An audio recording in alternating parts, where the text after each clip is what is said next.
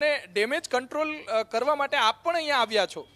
જો કોઈ ડેમેજ નથી એટલે કંટ્રોલ કરવાનો સવાલ નથી, પણ અમારો સામાન્યમાં સામાન્ય કાર્યકર હશે કોંગ્રેસનો, અમે સામાન્ય ઉમેદવાર હશે એ પણ જીતશે।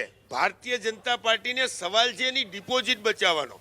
કોંગ્રેસના તમામ કાર્યકરોમાં એક જ જનૂન છે, પક્ષ પલટવાને જાકારો આપવો છે। આ જે લોકો પાર્ટીમાં જેને મત દીધા છે હમણાં જ વર્ષથી પહેલાં, એ લોકો ગમે તે શરતે ગમે તે રીતે ભાજપમાં જતા રહી અને અહીંયા બધા મતદારોને શું કરવાનું, તો મતદારોને દ્રોહ દેવાવાળા લોકોને એવા જડબાતોડ જવાબથી હરાવવાના છે કે બીજી વાર કોઈ પક્ષ પલટો ન કરે।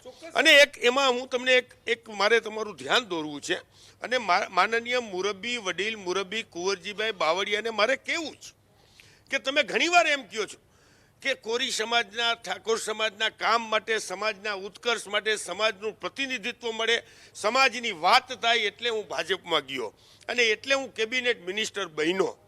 તો મારે કુંવરજીભાઈને એ કહેવું છે કે કુંવરજીભાઈ, તમે ભાજપમાં ગયા પછી, તમે કેબિનેટ મિનિસ્ટર બન્યા પછી ધાંગધ્રા હળવદના કોરી સમાજના પરસોત્તમભાઈ સાબરિયાને કારણ વગરના આ ભારતીય જનતા પાર્ટીએ જેલમાં ઘાલી દીધા। તમે એક પણ શબ્દ બોલ્યા? તમે ક્યારે પરસોત્તમભાઈ સાબરિયાને શું કામ કોરી સમાજના સીધા સરળ ઉદ્યોગપતિ માણસને જેલમાં નાખી દીધા? ભ્રષ્ટાચારની વાત હતી એટલા માટે એમના પર કેસ કરવામાં આવ્યો।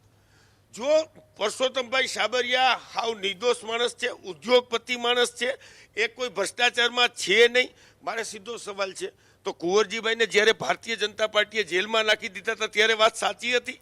તેથી કુંવરજીભાઈ કહેતા હતા કે આ ભારતીય જનતા પાર્ટીએ કિનાખોરીના ભાગરૂપે મને જેલમાં નાખ્યો છે, તો આજે પણ પરસોત્તમભાઈ સાબરિયાને કિનાખોરીના ભાગરૂપે જેલમાં નાખ્યા છે। તો કુંવરજીભાઈની નૈતિક ફરજ બને છે કે કુંવરજીભાઈએ ઠાકોર સમાજનો અવાજ ઉઠાવવો જોઈએ અને પરસોત્તમભાઈને છોડાવવા માટે સરકારમાં રજૂઆત કરવી જોઈએ અને પરસોત્તમભાઈ વહેલામાં વહેલા બહાર આવે। એ કોરી સમાજના જો એ ખાચા પ્રતિનિધિ હોય તો પરસોત્તમભાઈ માટે સરકારમાં દલીલ કરે। અને પરસોત્તમભાઈ સાબરિયા કોરી સમાજના છે અને સીધા સાધા ધારાસભ્ય છે, ઉદ્યોગપતિ ધારાસભ્ય છે। એ માણસ કોઈ તાલુકા પંચાયત જિલ્લા પંચાયત લડ્યો નથી, એવો સરળ માણસ, એને તમે વિના વાકે જેલમાં ગાલી દો તો કુંવરજીભાઈને ગોંડલ જે ભાજપે કિનાખોરીના ભાગરૂપે નહીં ખાતા, આમ જ કે જે તેદી કિનાખોરી હતી ને આજે કિનાખોરી છે।